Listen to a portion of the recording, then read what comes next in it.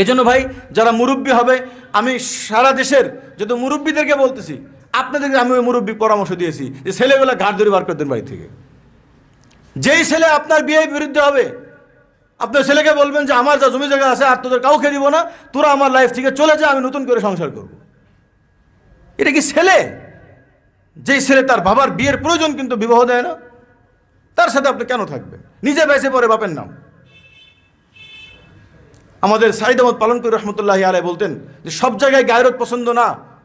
তোমার আম্মা যদি কারোর সাথে অন্যায় করে, প্রেম করে, তাহলে তুমি এটাকে ঘৃণা করবা, এটার নাম হলো গায়রত। আর যদি তোমার আম্মা কোথাও বিবাহ করতে চায়, সেটাকে তুমি দিল থেকে খুশিতে মেনে নিবা, এটার নাম ইসলামী গায়রত। কারো যদি আম্মা বিয়ে করার কারণে, শাশুড়ি বিয়ে করার কারণে, এই মুরব্বী বয়সে যে বিয়েগুলো আছে, আমি ছেলেদেরকে হাতে পায়ে জোর করে বলবো, আপনার আর একটা মা আসলে জ্ঞানজাম বেঁধে যাবে। এটা হলো তাগুতি সমাজের কথাবার্তা। আপনি আদর্শ নেন, ইসলামের আদর্শ নেন। আপনি এরকম কোনো একজন নারীকে দেখেন, তারও স্বামী দরকার।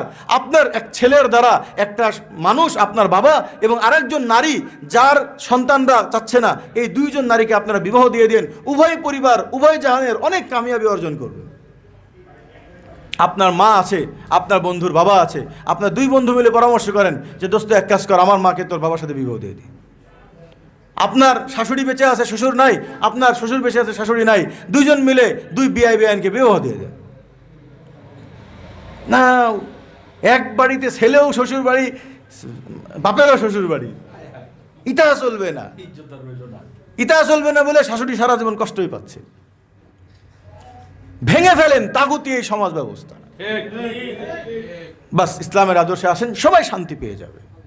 নারীদেরকে বলি, আপনারা এই তাগুতি সমাজ ব্যবস্থায় চিন্তা ভাবনা করেন না। আপনি একজন দায়িত্বশীল যদি ছেলে পান, তার মাসনা হন, সুলাসা হন, রুবা হন, কোনো সমস্যা নাই। নিরাপত্তা পাবেন, ভালোবাসা পাবেন, আপনার দেখভাল করবে, মৃত্যু পর্যন্ত আপনাকে স্ত্রী হিসেবে সম্মানের জীবন দিবে।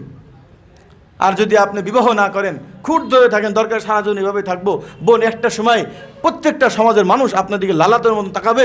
আর যেদিন মুরব্বী হবেন, সেদিন ছেলেরা বিবাহ শাদী করে চলে যাবে। একমাত্র স্বামী যে মৃত্যু পর্যন্ত স্ত্রী খেদমত করে, ছেলেরাও বেশি দিন পারে না, মেয়েরাও বেশি দিন পারে না। এই জন্য প্রত্যেক নারীদেরকেও বলবো, যেহেতু অনলাইনে বয়ান চলতেছে, বাংলাদেশের অনেক নারীদের কাছে পৌঁছাবে যে বোন, আপনি যে ছেলে পেলে মানুষ করার জন্য জীবন শেষ করে ফেলতেছেন, আপনি ছেলে পেলে মানুষ করেন, এটা নিয়ে আমার আপত্তি নাই, কিন্তু নিজের একজন জীবন সঙ্গী নেন। আপনার স্বামী আপনার মৃত্যু পর্যন্ত আপনার পাশে থাকবে।